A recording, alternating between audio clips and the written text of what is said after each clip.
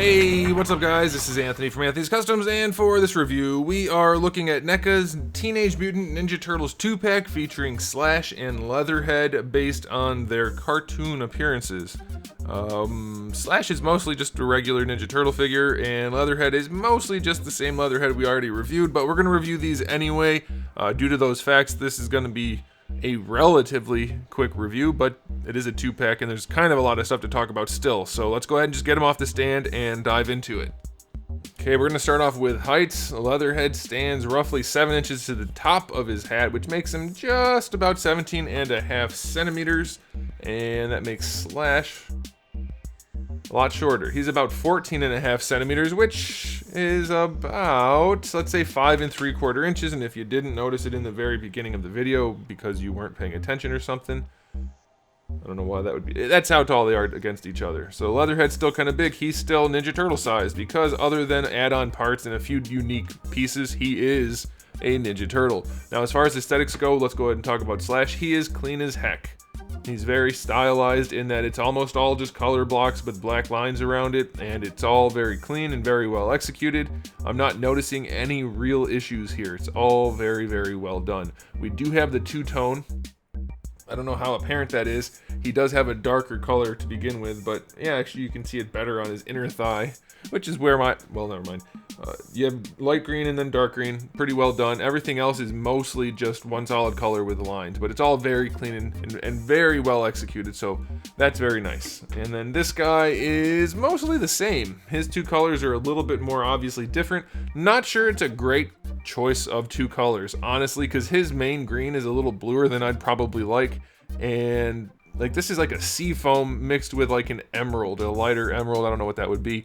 Anyway, they're almost fighting each other. There's something about it that looks pretty weird to me, and maybe there's source material. You guys, I'm sure, know more about the source material than I do. But maybe there's source material that makes him actually look like this, but it seems to me that he's a little bit too blue. I don't know, there's something weird about that. 2 tones for the vest, 2 tones for the pants, blue and black. It's still all well executed. I'm just not sure about that color choice. So aesthetically speaking, with that color choice notwithstanding, these guys are very, very well executed, and I will give them a 9 out of 10 as a 2-pack. Now, as far as accessories go, we're just gonna blow right through all of them. There's a bunch. Leatherhead comes with 2 fist hands on him in the package. Then he has 2 gripping hands slash gun holding hands, and then 2 relaxed hands. Slash does not have alternate hands. We do get a big net with rope. I'm not sure what that's for, but we get that. We have 2 little lobsters, a little turtle, a little palm tree. I don't know what's going on in this set, guys. I'm just lost.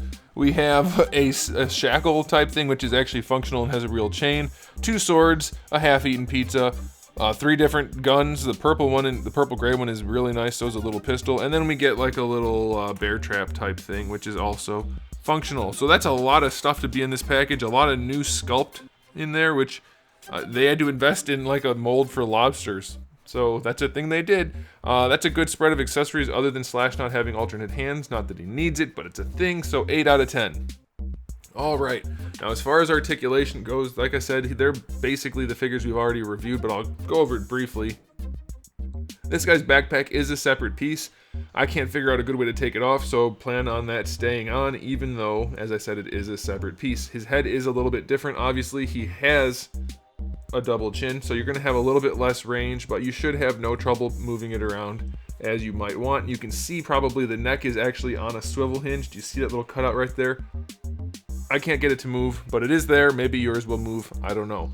Will the shoulder pads get in the way of posing? Maybe. I also can't tell you that because this shoulder is very stuck. How about this one?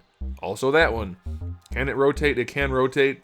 We immediately have bumpage. So let's just say the shoulders are significantly limited despite the stickiness. Even if they were loose, they'd be very stuck. Bicep swivel is fine. Elbow joint is also stuck. What's going on here, NECA? Did you glue it? It looks like there's glue on this. On his elbow pad. Uh-oh, I can't move either of the elbows. That's very not good, and it feels like it could be a universal issue. Uh-oh. That's not good at all. Wrists have a swivel and a hinge. Those are functional. Their turtles have a diaphragm joint underneath the shell. It doesn't do much, but you can rotate it a little bit. The hips are on the old hips. I was thinking he was going to be on the new hips, but he's not. So expect the hips to be the same exact hips as the turtles had. They are still stuck together and potentially loose in some areas.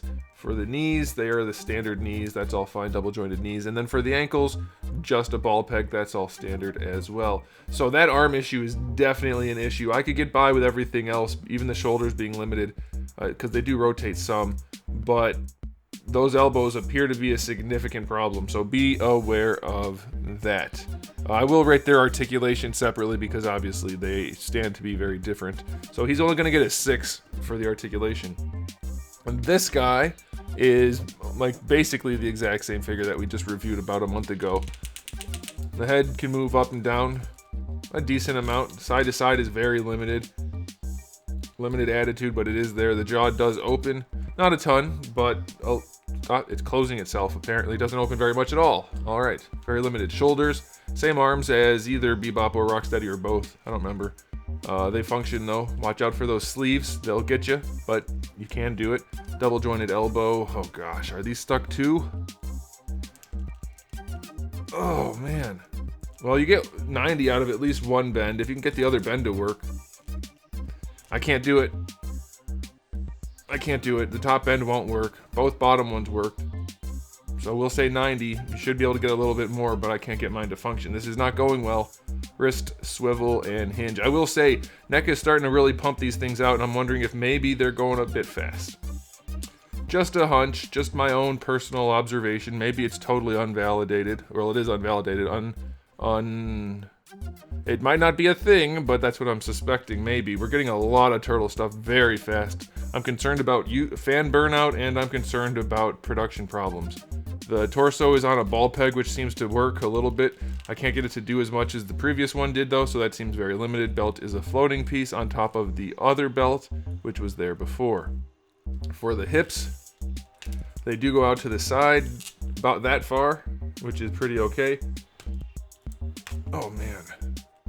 They're pretty loose front to back. They don't seem to be connected to each other, but they are very loose.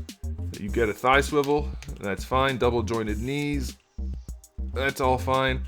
And then for the ankles, you get a standard hinge, but it doesn't go very far. It's just really enough to adjust and a little bit of rotation down there. The tail is still on a double ball peg, which is very limited. This guy gets a 5 for articulation. These guys are definitely disappointing when it comes to articulation.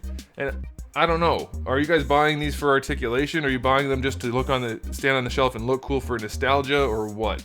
For me, this is a review, so I don't get to choose what's important. I just have to tell you the information. You got to decide for yourself.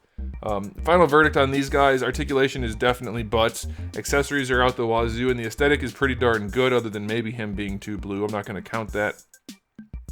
The articulation blows. If you guys are buying these for the articulation, that sucks. You're going to be disappointed. For every other reason, though, they're pretty solid, and I'm going to give them an overall rating of 7. That articulation pulls them down pretty hard. The aesthetic is clean as heck, but that articulation is not good across the board. So let me know how you guys feel about this in the comment section below. And also, I didn't do a question of the day, so go ahead, let's go do question of the day. Who is a better villain for the Turtles? Slash or Toka? Because they're both weird turtles that fight the turtles. See what I did there? Okay. Alright guys, if you like this video, please do give it a thumbs up. If you didn't, give it a thumbs down. And if you haven't subscribed, you might want to. I have new videos almost every single day, and thousands already on the channel. So make sure you come back for all of that. And in the meantime, keep collecting.